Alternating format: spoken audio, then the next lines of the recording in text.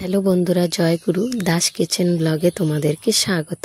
আমি আজকে রান্না করব ভেড়ার মাংস। তো এটা আমি কিভাবে করি সেটাই তোমাদেরকে দেখাবো। তার জন্য আমি আলুটা ভাজা বসিয়ে দিয়েছি, আর ওদিকে আমি মশলাটাও বেটে নিচ্ছি। আদা রসুনটা আগে বেটে নেব, বেটে আমি মাংসটার উপরে দিয়ে দেবো। মাংসটা আগেই মেখে ধুয়ে রেখেছিলাম। এখন পেঁয়াজটা বেটে নিচ্ছি, মাংসটার উপরে দিয়ে দেব।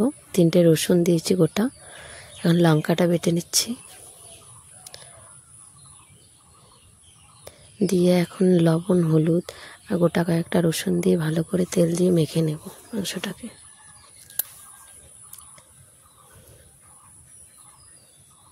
তো মাখা হয়ে গেছে, এখন আমি 10 মিনিটের মতো ঢেকে রেখে দেব। তো আমি মাংসটা বসানোর সময় দেখানোটা ভুলেই গেছিলাম, ভিডিও করতে অফ ক্যামেরাতেই বসিয়ে দিয়েছি।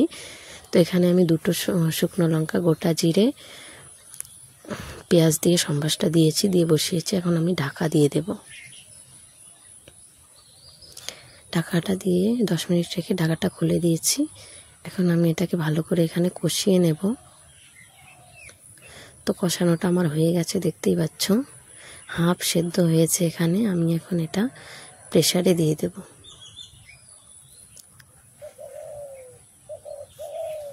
কারণ এটা বুঝতেই পারছো ভেড়ার মাংস কতটা শক্ত হয়, প্রেসারে না দিলে সেদ্ধই হবে না। তাই আমি দিয়ে 5-6টা সিটি দিয়ে দেব। তো দিয়ে দিয়েছে। এখন আমি এখানে পরিমাণ মতো জল দিয়ে দেব। তোমরা যতটুকু ঝোল পছন্দ করো সেই অনুযায়ী দেবে। আমাদের বাড়িতে ঝোলটা সবাই পছন্দ করে, তাই আমি জলটা একটু বেশি দিচ্ছি। তো দিয়ে আমি প্রেসার কুকারটা লাগিয়ে দেব। লাগিয়ে 2-3টে সিটি দিয়ে আমি ঢাকাটা আরেকবার খুলে আলুগুলোও দিয়ে দেব।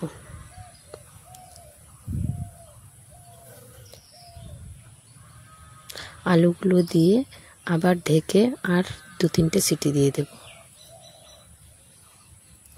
তো সিটি দেওয়া হয়ে গেছে, এখন আমি ঢাকাটা খুলে দেব। খুলে যে কড়াইয়ে আমি মাংসটা কষিয়েছিলাম এখানেই আমি মাংসর ঝোলটা ঢেলে দেব।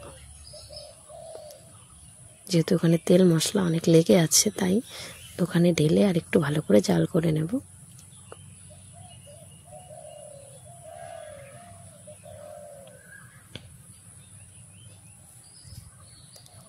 এখানে আমি দিয়ে দেবো 5-6টা কাঁচা লঙ্কা।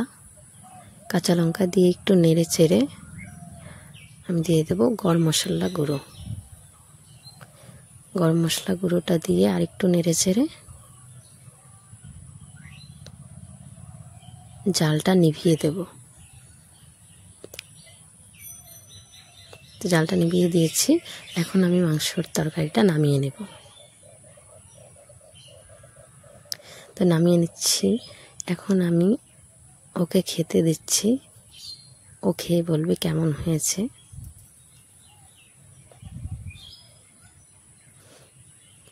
তো ওর কাছে নাকি খুব ভালো লেগেছে খেতে, মাংসটা নাকি দারুণ হয়েছে। তো তোমাদের যদি এই রেসিপিটা ভালো লাগে থাকে তাহলে অবশ্যই বাড়িতে একদিন ট্রাই করো। আর চ্যানেলটাকে যদি সাবস্ক্রাইব না করে থাকো তাহলে সাবস্ক্রাইব করো।